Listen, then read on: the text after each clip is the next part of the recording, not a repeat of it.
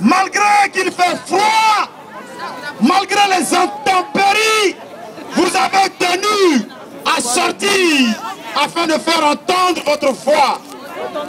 Cet après-midi, la manifestation a un caractère particulier. C'est un appel que nous lançons aux différents candidats à l'élection présidentielle en France. Nous allons voir défiler sur ce podium plusieurs intervenants afin d'expliquer pourquoi nous sommes représentés ce soir et pourquoi nous sommes sortis et pourquoi nous voulons faire entendre notre voix. Pour ma part, je voudrais saluer tout le peuple africain. Je voudrais saluer tous les membres du CRI panafricain qui, depuis un an, jour pour jour, semaine sur semaine, souvenez-vous que nous étions à cette place où nous avons signé notre contrat à durée indéterminée de résistance. Nous avons résisté pendant un an. Nous avons battu le pavé parisien lorsque Nicolas Sarkozy, le bout d'homme qui va bientôt partir de la tête de l'État français, a agressé l'État de Côte d'Ivoire. Lorsqu'il a bombardé le palais présidentiel du président démocratiquement élu par le peuple ivoirien. Les Ivoiriens se sont indignés et nous nous sommes rassemblés avec le peuple africain. Nous nous sommes soudés et nous avons marché jour pour jour, malgré les intempéries, afin de faire entendre notre voix et afin de faire éclater la vérité. Je voudrais vous dire ce soir que celui pour qui vous avez marché se porte très bien. Le président Laurent Gbagbo vous salue et il se porte très bien. Il compte sur son peuple, il compte sur le peuple africain, il compte sur la dignité africaine. Ce soir, nous sommes là parce que nous avons notre mot à dire dans la campagne présidentielle. Nous avons notre mot à dire dans les élections 2012. Notre premier objectif, c'est que Nicolas Déboxat Sarkozy, le bout d'homme, doit tomber. Nicolas Sarkozy doit tomber dès le premier tour. Et les Africains, mes citoyens français, sont tous unanimes là-dessus. Les Afro-descendants,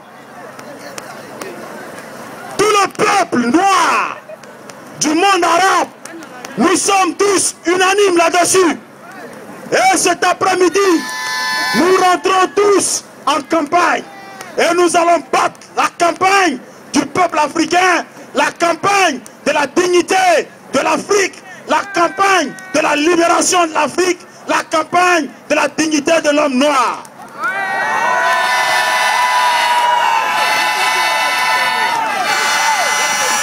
Le gouvernement français a oublié qu'ils avaient accepté sur leur sol un peuple qu'on appelle les Africains. Et ils ont oublié qu'il y a des années, lorsqu'un enfant naissait sur le sol français, ils appelaient ça le droit du sol et on lui donnait automatiquement la nationalité. Mais ce qu'ils ont oublié encore, c'est que ces enfants ont grandi. Et avec cette nationalité, ils sont maintenant en âge de voter. Et on leur avait expliqué que leurs parents, leurs aïeux, leurs ancêtres ont participé au bâtissement de cette nation, ont participé à la construction de cette nation. Souvenez-vous des tirailleurs sénégalais, souvenez-vous de nos parents qui ont lutté pendant la Première Guerre mondiale, pendant la Deuxième Guerre mondiale. Souvenez-vous, lorsqu'ils nous ont agressés, lorsqu'ils sont allés chercher nos parents qui sont déportés de l'autre côté de la mer, ceux qu'ils ont amenés dans les Caraïbes, ceux qu'ils appellent les Antillais, ceux que nous on appelle les Afro-descendants. Souvenez-vous que tous ces peuples sont des Français et ils possèdent la carte d'identité française et ils ont leur carte d'électeur. Le gouvernement français oublie beaucoup de choses. Le gouvernement français oublie beaucoup de choses. Ils oublient que ceux qu'ils ont ramenés ici se sont mariés. Ils ont fait des enfants. Et leurs enfants ont eu des enfants. Et les enfants de leurs enfants ont eu des enfants. Et toutes ces personnes sont des nationalités françaises.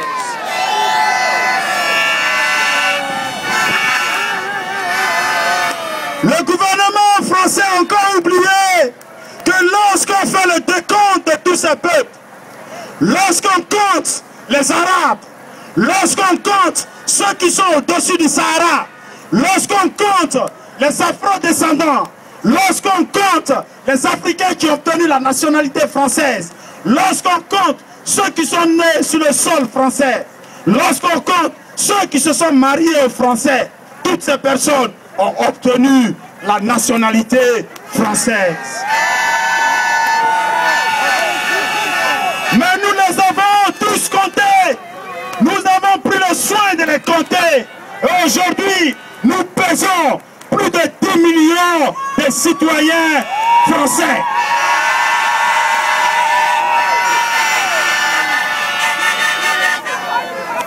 Alors, lorsque le Parti socialiste est en train de faire sa campagne pour que François Hollande soit président, lorsque Nicolas Sarkozy a encore peur de dire qu'il va être candidat parce qu'il entend encore les mallettes qui vont venir d'Afrique, parce que le dernier président n'est pas encore arrivé,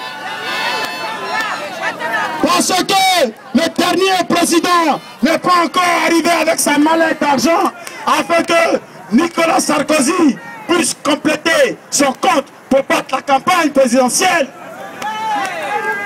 Lorsque Jean-Luc Mélenchon nous fait un petit clin d'œil électoral et que maintenant il se met à dire que Laurent Gbagbo avait raison.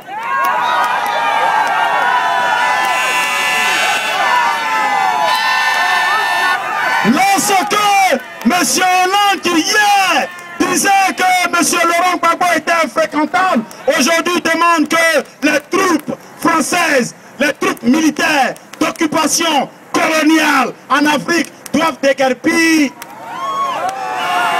Comprenez, chers Africains, par ce discours, que vous êtes très importants dans cette campagne électorale. Comprenez que c'est un signal fort que les différents candidats vous lancent. Parce que maintenant, ils se rendent compte qu'ils avaient oublié que vous êtes en France sur plusieurs générations. Ils se rendent compte que maintenant, l'heure de faire valoir cette nationalité française est arrivée. Parce que eux qui sont dans le gouvernement français, eux ils n'ont pas la nationalité africaine. Mais ils se donnent le droit d'aller en Afrique, de bombarder le palais présidentiel, de kidnapper le président et de l'amener à la CPI, quand il a la chance. Ou alors, ils se permettent d'aller dans un pays qu'on appelle la Libye, et ils bombardent le président libyen, ils le tuent et ils l'assassinent. À cause de quoi? À cause du pétrole. Mais pendant qu'on tue un président à cause du pétrole, le prix à la pompe en France ne fait qu'augmenter.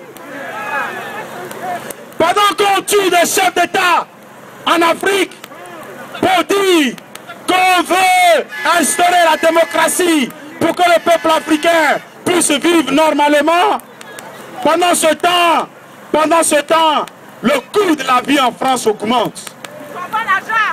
Le coût de la vie en France augmente.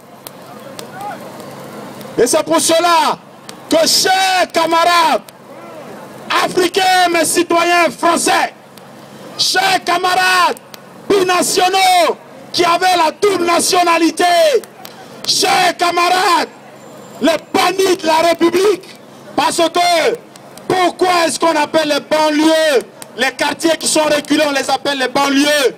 Parce que tout simplement, c'est une politique du gouvernement français de reculer ceux qu'ils appellent les bannis de la République. Nous ne sommes pas des bannis de la République. Nous contribuons à la réussite justement de l'économie française. Et nous avons notre mot à dire.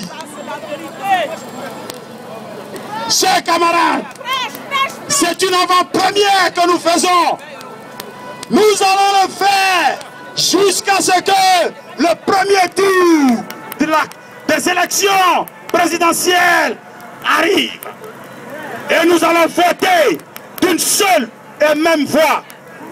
Aujourd'hui, cette manifestation n'est dédiée à aucun candidat. Ce n'est pas une manifestation pour pas de campagne pour un candidat que ce soit. C'est justement, nous nous réunissons pour créer le cadre de discussion, pour créer le consensus, afin que tous ensemble, nous choisissons le candidat qui pourra répondre des revendications que nous allons lui présenter. Nous sommes d'accord sur plusieurs revendications.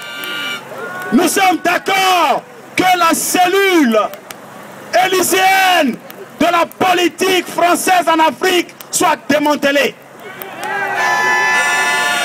Le candidat qui sera prêt à démanteler cette cellule élyséenne de la politique française en Afrique, nous serons prêts à le voter. Le candidat qui prendra en compte la souveraineté des États africains, ce candidat-là, nous serons prêts à le voter. Le candidat qui sera contre la France-Afrique, contre les mallettes d'argent, nous serons prêts à voter ce candidat. Alors, je voudrais demander aux camarades de se calmer et de laisser les CRS tranquilles. Et je voudrais aussi dire aux CRS de ne pas nous provoquer.